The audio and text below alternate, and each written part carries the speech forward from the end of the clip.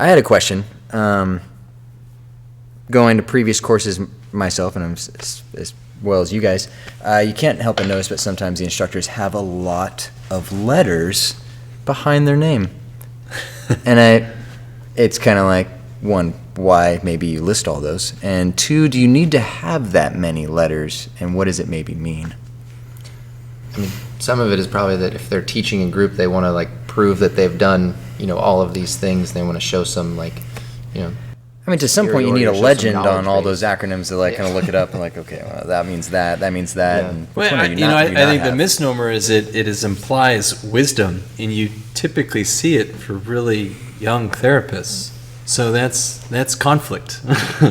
I'm thinking of like the wise old black belt that has all these accolades and can do all these things and just true wisdom, but that comes with experience. So I think the letters, I don't know. I think it's trying to replace experience, hard-won sweat equity into your craft with a lot of courses.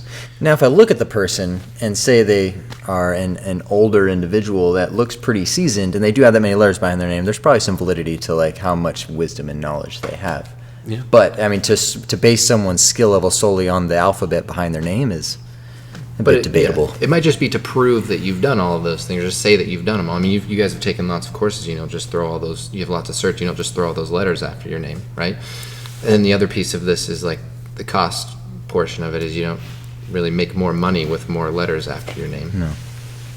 Right, I love that when we were teaching with rock tape, one of the slides says, write the instructor name, and then afterwards says alphabet soup. Yeah. And it's Yes. like this concept Right. of how many can you throw in there? And Yeah. I mean, we've certainly acquired, I don't know, I probably have 13 to 15 certifications over my career, but I only choose a few letters that, maybe have the most gravity, I suppose, maybe they're certainly the degrees from accredited universities and my CSCS, just because it's, I think it's the gold standard. notoriety. It's the gold standard in strength and conditioning, right? So, but other than that, I kind of leave the rest of it off of there. They're usually specialty skills that you learn and acquire to develop a greater skill set overall. So yeah, I'm definitely not a fan of seeing more letters the better. I know what you're talking about from an instructor standpoint. I was talking with one of our other therapists, Allie. We were talking about this last week, and it was interesting. We were talking about this drive for certifications that's been the thing for medical professionals in our field for probably the last 15, 20 years, and getting more and more certifications. And some of her point was she feels that this next class, and she's just over a year out of school at this point, so she's kind of got lots of colleagues that are in that phase, and that they're a little more interested in information rather than getting the cert to put the letters behind the name. And one of my counters to that, which maybe counter what you just said, Ev, is that some people who work in a hospital setting actually do get paid more for having more certs. That's true. Just kind of some fitness instructors actually get paid more by their fitness company by getting another certification. It bumps them up on the scale, right? If you have X certs, you get X payment. Yeah. So I think that does happen to some degree.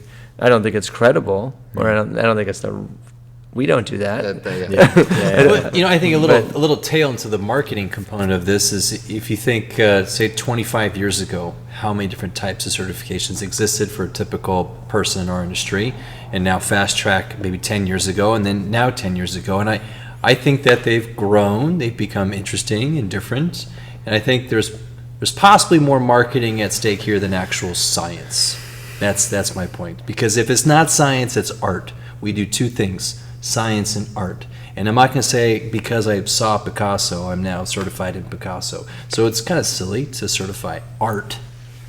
And science is. It is.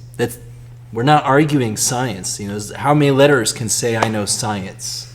So if it's not science and art, then we're basically saying I followed a certain person's methodology that inevitably changes and grows and evolves.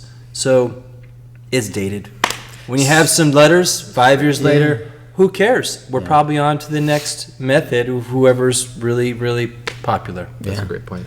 So for the newer therapists that are saying, maybe I'm not going to lean toward how many certs can I go to, how are they anticipating acquiring this knowledge? What are they going to do to advance their own learning and advance the way they can speak to people in?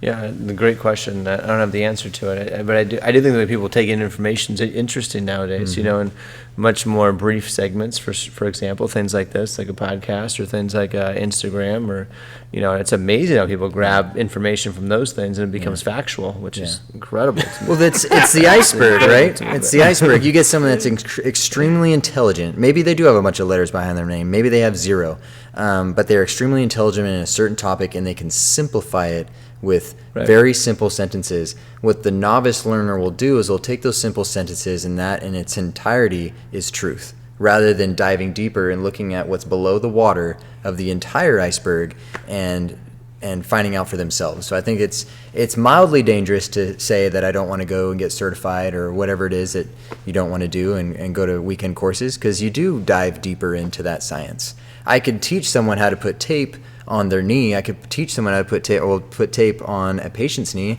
but I'm not going to sit there and lecture them for about 4 hours like I do with rock tape courses on the deep sciences behind fascial anatomy and the autonomic nervous system and the gait theory and everything else that goes into the application of that tool. Yeah, totally. What I could say confidently on this topic, and this is my personal experience, is that I've never seen a phenomenal clinician or a coach that has a lot of letters behind their name. Fair. So I could say that. And that doesn't mean I've seen everyone. I'm sure there's people that have great letters behind their names that are phenomenal coaches. Yeah. I just haven't seen one in my lifetime, in my training experience. So for me, that didn't necessarily devalue it, but it certainly showed to me that maybe I don't have to pursue this. This alphabet soup behind my name, and that you can be great by truly being great and gaining that knowledge and practicing it, like get that experience. It is ownership and of the basics, essentially, right? So if you go a ton of letters behind your name, it's like the pendulum swinging a little too far toward get as much information as you can. But if you can't synthesize it to a simple approach, which is kind of what we're trying to do with our mentorship process, is let's take from good, solid minds in very specific subjects and understand the science, but then bring it together so you see it as a whole. And I think that's, like to your point, if you have a ton of letters. So then the continual lifelong learner is less about, what's my next certification, but it should be about what's my next book, what's my next journal read, what's my next experience. It is that. Who am I shadowing next? What great person am I going to listen to? Yeah. And less about, I got to find 4 more letters. Which comes back to the point we made earlier, which is what's your limiting factor and what do you need to fill that?